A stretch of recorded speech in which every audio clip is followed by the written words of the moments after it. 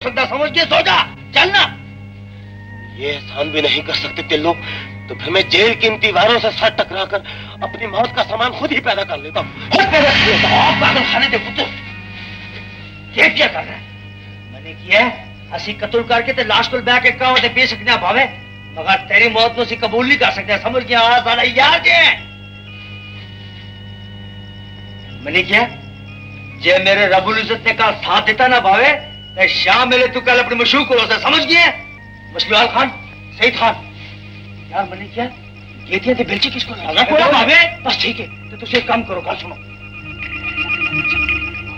ठीक है?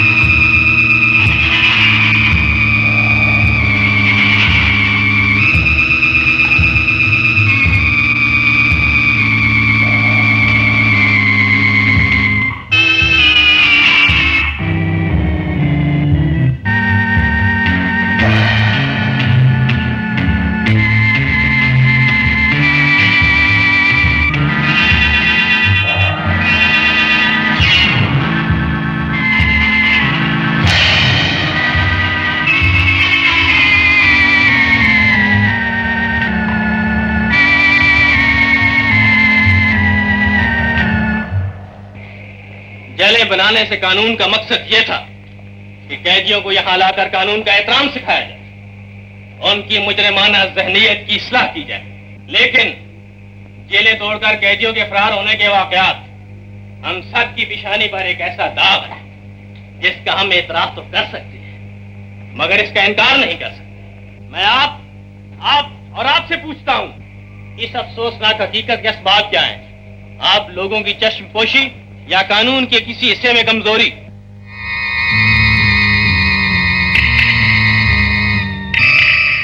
मिस्टर अबनवाज, आप इस पे क्या रोशनी डाल सकते हैं?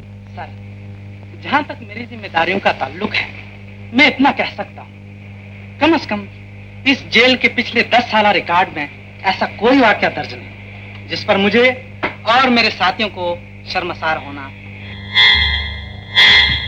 बोलिए बोलिए, अब रुक क्यों गए?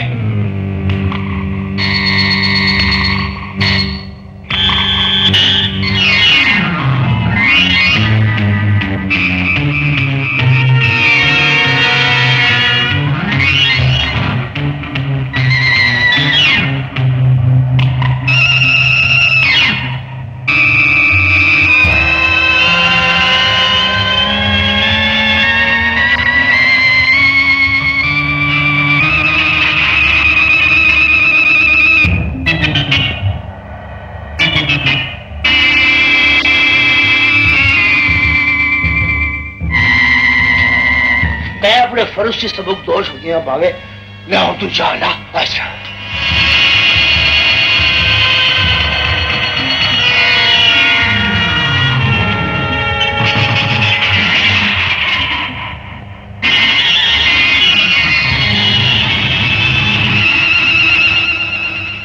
और सब्र कर भावे।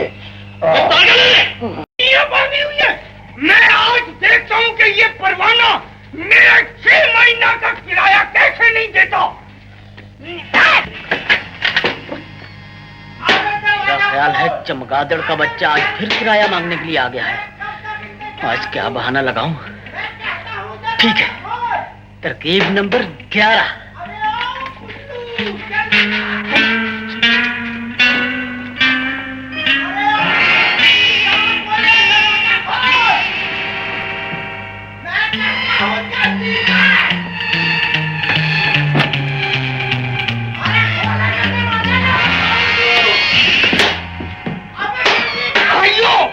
ये 420 दरवाजा नहीं खोलेगा तो तोड़ दो। बहुत अच्छा।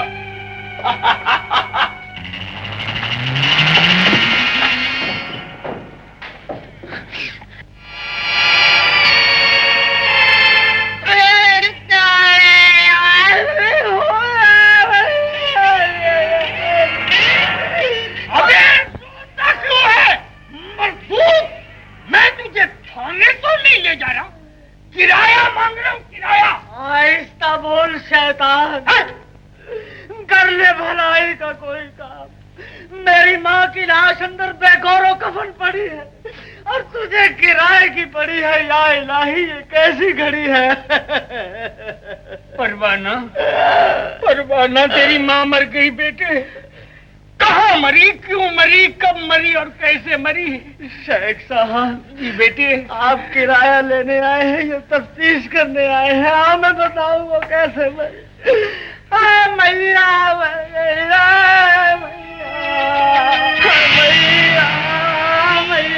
गई। मैया शेख साहब, ये है मेरी माँ। 7 साल के बाद अपने लाडले को मिलने के लिए आई। मेरी गुर्बत और आबादारी देखी, एक ही हिचकी ली और अल्लाह को प्यारी। बेटे, मैं माफी चाहता हूँ। अगर मुझे मालूम होता कि घर में ये कंडीशन है तो मैं कभी किराया मांगने ना आता। इसके कफन दफन का कुछ क्या है? क्या बताऊं शेख साहब, मेरी माँ ने मरने से पहले वसीयत की थी मुझे मरने के बाद मेरे खानदान में दफन करना, लेकिन जनाजे को ले जाना मेरे पास में नहीं, क्योंकि बस वाले ने 313 रुपए गिराया। इस मैयत पे माँ तू प्रदेश में क्यों मरी? तूने सुना नहीं था? नहीं परदेसी था मदन कोई ना, ते मर गया ते गमन कोई ना, मेरी अम्मा लिए अम्मा। घबराओ नहीं परवाने, सब इंतजाम हो जाएगा। शेख साहब, आप भी कुछ करें। खुदा के लिए ने मजबूर मत कीजिए, मैंने इनका पहले बहुत कर्जा दिया। अरे ये क्या बेहुदा बात कर दी तूने? मैं काफिर हूँ। शेख साहब जी, वो नहीं नहीं नहीं, मैंने पहले भी इस तरह की कई मैयतें दफन करवाई हैं। माशाअल्लाह, ये लो बेटे, आज आप विनती कर रहे हैं, कल इंशाल्लाह कोई आपको दफन करेगा। आपने तो इस दुनिया में जन्नत की रजिस्ट्री करवा ली शेख साहब। बेटे, ये 500 रुपया हकी रकम है, रख लो। नहीं नहीं शेख साहब, मुझे मजबूर मत कीजिए। अरे क्या करते हो? कफन दफन के लिए दे रहा हूँ।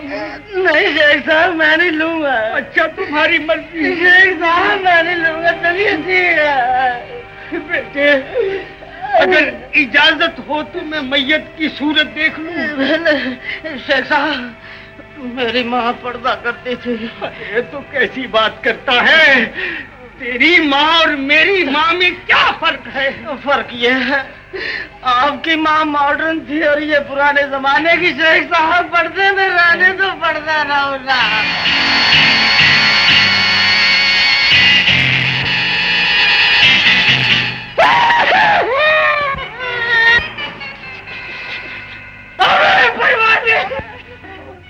ऐसा नूरानी तेरा।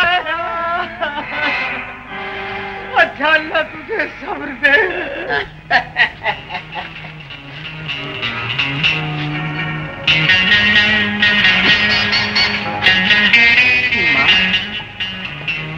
ऐ मेरी तरकोनी मम्मी, इतने ढेर सारे पैसे दिलाने का शुक्रिया। अब मैं ये सारे पैसे लेके अपनी शमा के पास